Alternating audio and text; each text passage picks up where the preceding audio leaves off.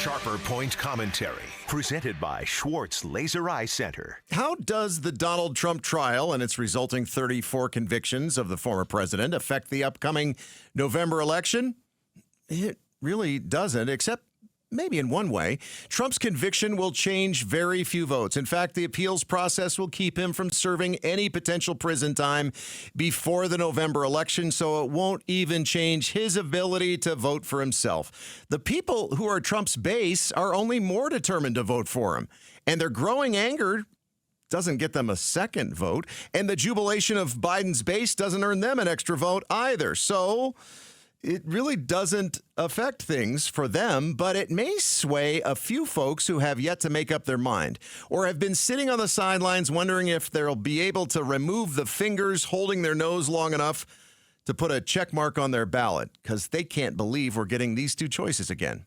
So, as NBC News chief political analyst Chuck Todd pointed out this morning, how the conviction may sway voters is if they talk about it too much. The candidate that talks about this trial the most will lose politically. Because it's not what the voters who can still be swayed want to hear about. The voters that they both need to compete for are the ones that are looking forward, not backward. So I think it's if Trump sits here and just licks his wounds and does grievance, I actually think that will hurt him more than the verdict himself because he's not talking about what folks want to talk about. And ditto with Biden. Talking smack about each other does not scratch the independent itch. It's not what independent voters want to hear about. They want to say, take it outside, boys.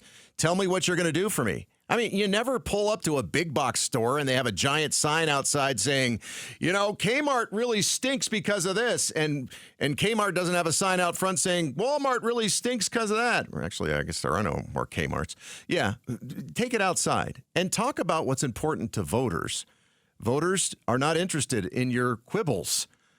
And for those who are really finding it hard to get through the day because they're so excited that Trump was convicted or they're so sad that Trump was convicted, my suggestion is don't tie your wagon to anybody's star. It's the best course for my mental health. Focusing on principles over personalities always helps me to see the truth.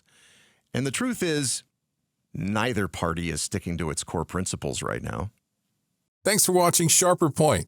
Click to see more from Arizona's Morning News and tap the button in the middle to subscribe.